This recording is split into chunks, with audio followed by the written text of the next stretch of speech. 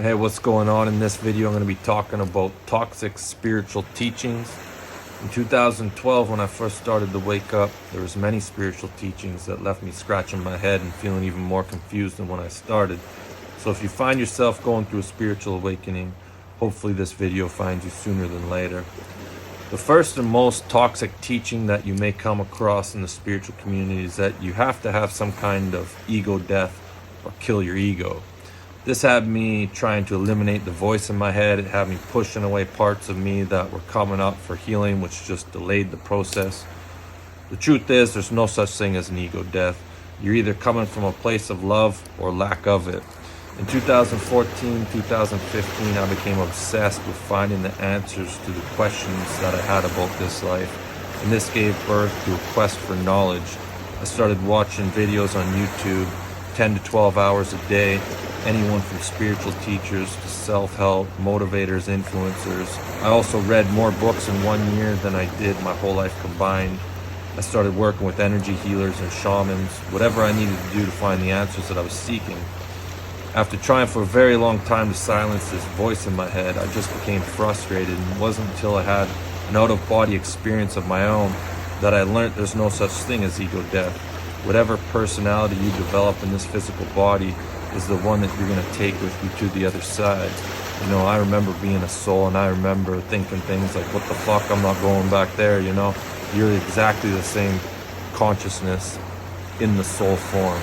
So rather than wasting your time trying to kill your ego, focus on opening up your heart, and that voice in your head that's coming from a place of trauma will start to tell a more pleasant story the more you start to come from a place of love. I made a video talking about how there's no such thing as an ego death, and this woman left a comment saying that just because I hadn't experienced an ego death myself doesn't mean that it's not true. And I had to laugh as I thought back to the time I quit drinking, gambling, smoking. I also lost all interest in sports. I had no clue who I was anymore. I even told God I was going to go back to drinking before art came into my life because I felt so lost without all my addictions. Or the time I moved back in with my dad after my divorce, going from a beautiful home, 3 stories, jacuzzi tub, walk-in closet, game room, you know, palm trees, to moving in with my old man at the age of 40. That was another quote-unquote ego death that I went through. The next toxic spiritual teaching on the list is that everyone will have you believe that you chose to come here.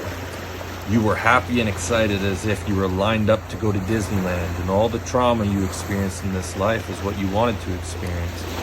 You may even come across people saying you came here for a physical human experience. These teachings made me feel as if all my angels and guides were perfect, and that any issue that I had experienced down here must have been all my fault. This put an enormous amount of pressure on myself. I put all the burdens of this life on my shoulders.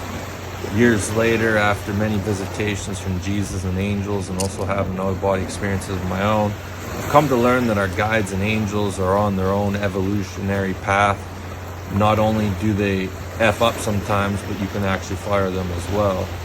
See, I started having memories come back of being a soul before I incarnated, after my visitation from Jesus in 2020, and my team of guides and angels was actually quite deceiving, and by no means was I happy or excited to be coming here.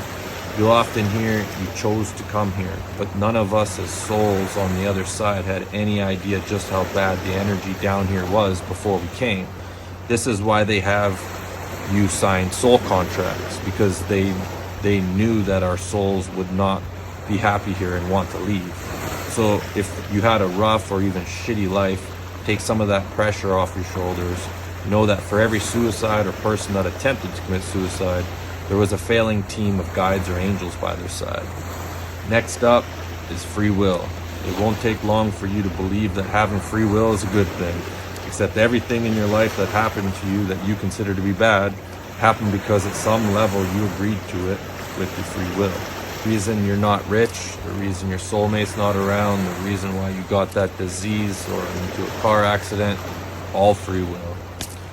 I'll share with you a little story about free will. From the age of 5 to 7, I had a dark practitioner send demons my way in the form of nightmares. Every night for 2 years, I was terrified to go to sleep as I knew what awaited me.